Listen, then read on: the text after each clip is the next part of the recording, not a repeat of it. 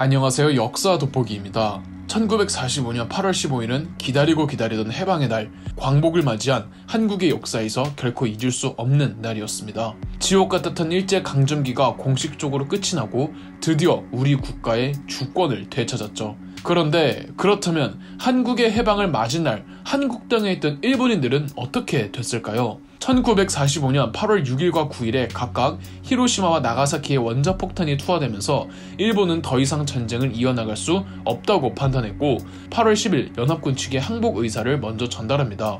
8월 10일 항복 의사는 물론 공식적인 것은 아니었고 정부 당국끼리만 아는 사안이었죠. 8월 10일 당일 조선 총독부에도 일본이 항복 의사를 전달했다는 정보가 전달이 됩니다. 그렇다면 공식적인 항복 선언을 하기 전 조선 총독부는 한국 땅에 있는 일본인들을 무사 귀국시켜야만 했습니다. 당시 조선에는 약 80만 명의 일본인들이 있었습니다. 조선 총독부의 마지막 총독 아베 노부유키는 일본의 항복이 공식적으로 발표되면은 재조선 일본인들에 대한 한국인들의 보복이 있진 않을까 걱정할 수밖에 없었겠죠. 아베 노부유키는 우선 한국 땅에 있는 독립운동가들 지도자급들과 교섭 자리를 마련하기로 하죠. 이때 송진우는 거절하고 여운형이 교섭에 응하는데 아베 노부유키 총독은 한국 땅에 대한 모든 행정권과 치안 유지권을 여운형에게 넘길 테니 조선인들의 질서를 잡아주고 일본인들에 대한 무분별한 보복 행위를 삼가달라 부탁합니다. 여운형은 이에 응했고 8월 15일 마침내 라디오 전파를 통해 일본의 히로히토 천황이 무조건 항복을 선언하면서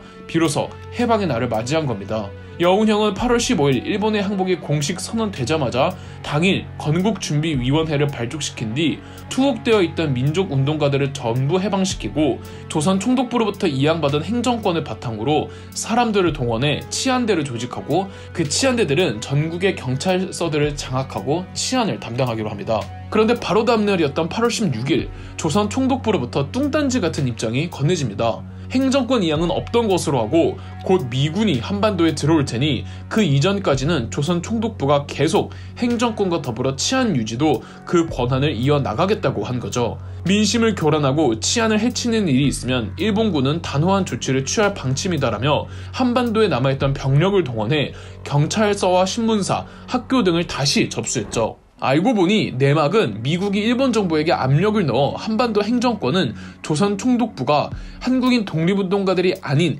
미군에게 넘기라고 했던 겁니다. 다음 달 9월 6일 미군이 들어왔고 9월 9일 조선주둔군 사령관 하지 중장과 아베 노부유키 총독이 만나 항복 조인을 체결하면서 행정권은 한국인들이 아닌 미군에게로 이양되었습니다. 미군이 들어오기 전까지 한 달 동안 조선 총독부가 종전 사무처리 본부를 설치해 일본인의 귀환 준비, 잔류 일본인 단체 조직, 기타 개인과 법인의 권익 보호 등의 업무를 처리해갑니다. 자, 이제 한국 내 일본인들은 하루빨리 일본으로 귀국해야만 했습니다. 어찌됐든 이 일본인들을 책임지는 우두머리는 아베 노부유키 총독이잖아요. 그런데 아베 총독은 누구보다 빠르게 가장 먼저 도망칩니다. 도망치는 것도 그냥 도망치는 것도 아니고 조선은행권이라는 당시 화폐를 엄청나게 발행한 뒤 그 막대한 돈을 챙기고 떠난 거죠. 그것도 일본인들 몰래요. 풍랑으로 인해 아베가 타고 있던 귀향선은 잠시 부산에 휴항하는데 이때 아베 노부유키가 먼저 도망치려 했다는 소식이 일파만파 퍼졌죠. 그래도 아베 총독은 다 무시하고 꾸역꾸역 가장 먼저 도망칩니다. 아베뿐 아니라 아베 곁에 있던 측근들과 보좌관들도 다 먼저 도망쳤겠죠. 이러니 한국 땅에 있던 민간인 일본인들은 저들의 힘으로 알아서 한국 땅을 빠져나와야 했습니다. 미군들이 들어오기 전까지 조선 총독부가 그렇게까지 도움이 되지는 못했습니다. 조선 총독부가 한국에 대한 행정권을 미군에게 이양하고는 더더욱 일본인들은 알아서 귀국 준비를 해야만 했고요.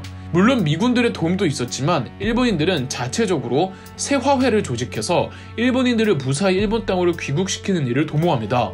해방 바로 다음 날이었던 8월 16일에 처음 수도 경성에서 생겨난 세화회는 이후 한국 전국 곳곳에 우후죽순 생겼고 해방을 맞고 1년 후였던 1946년 8월까지도 계속 세화회가 만들어지면서 활동을 이어가다가 1947년 10월경에 공식적으로 해산됩니다.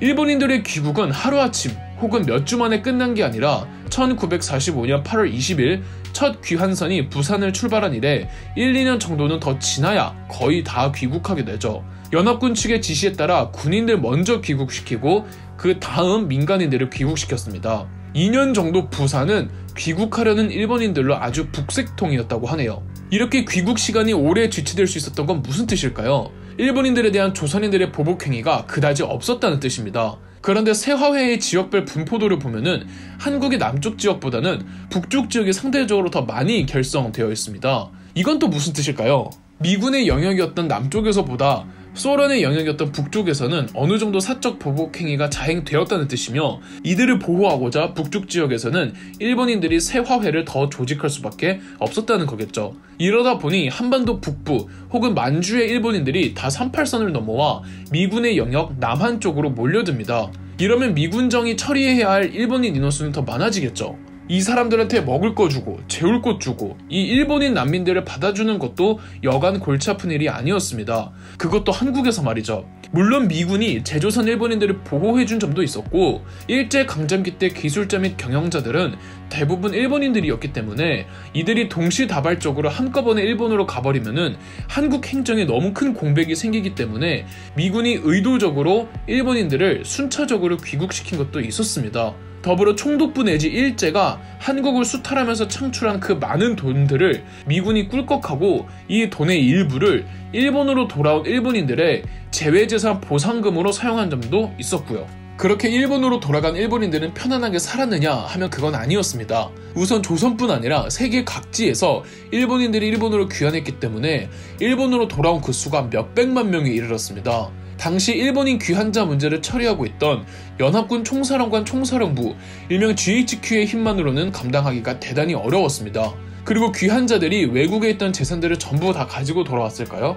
당연히 아니죠. 오히려 외국에서 모은 재산들 다 포기하고 와야 했습니다. 특히 식민지 조선에서는 일본인들이 기본 10년 이상, 길게는 30년간 살았기 때문에 아무리 고향이 일본이라 한들 고향 내에 어떤 연고도 없었고 경제생활을 할 수도 없었습니다. 조선에서 일본으로 귀국할 때는 미군이 개인당 지참금의 상한선도 정해버렸거든요. 하루아침에 알거지가 된 겁니다. 이러니 귀국한 일본인들의 재외재산 보상 문제, 주택 지급 문제, 식량 배급 문제 등의 사안이 심각했는데 GHQ는 적절한 대응책이 없었습니다. 귀환하는 과정에서 가족이 이별하는 경우도 비일비재했고요. 설상가상으로 동남아에서 귀국한 일본인들 사이에서는 콜레라 전염병이 퍼지는 바람에 이 전염병이 다른 외국에서 들어오는 일본인들에게도 퍼져서 귀국 행정 과정은 혼란 그 자체였습니다. 이런 현실적인 문제뿐 아니라 사회적 차별도 만연했습니다. 일단 조선으로 넘어간 일본인들은 가난해서 넘어가는 경우는 거의 없었습니다. 식민지 땅이니까 조선 총독부가 일본인들에게 많은 기회를 주었고,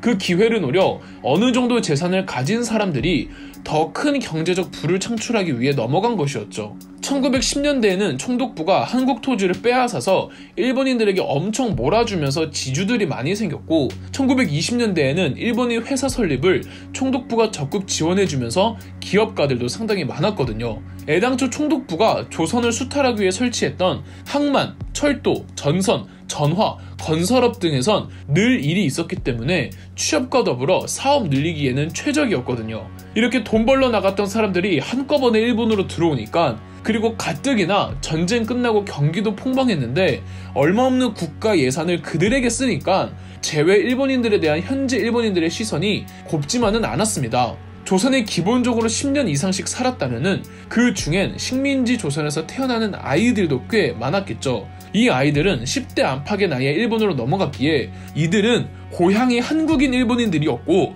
당연히 차별 어린 시선이 존재할 수밖에 없었겠죠. 그러다 시간이 지나 일본이 GHQ로부터 주권을 다시 회복받고 냉전 구도 때문에 미국이 오히려 일본을 더 챙겨주면서 일본 내 귀환자들의 인식이 서서히 바뀌기 시작합니다. 귀환자들을 전쟁의 피해자로 여겼던 거죠. 동정 여론이 형성되는 거죠. 시간이 더 지나 2세대 귀화자들이 40, 50대가 됐을 때는 한창 일본이 고도 성장을 할 때여서 동정 여론은 더 심해졌고, 야스쿠니 신사와 평화기념 전시관은 이들을 전쟁의 피해자라고 역사적인 평가를 해두었습니다. 물론 이들이 다시 일본으로 가서 혹은 처음 일본으로 가서 정착해갔던 생활이 순탄치만은 않았겠지만, 그 어디에도 그들이 식민지 시절 한국인들에게 가해 행위를 한 것에 대해서는 교육되고 있지 않은 게 현실입니다.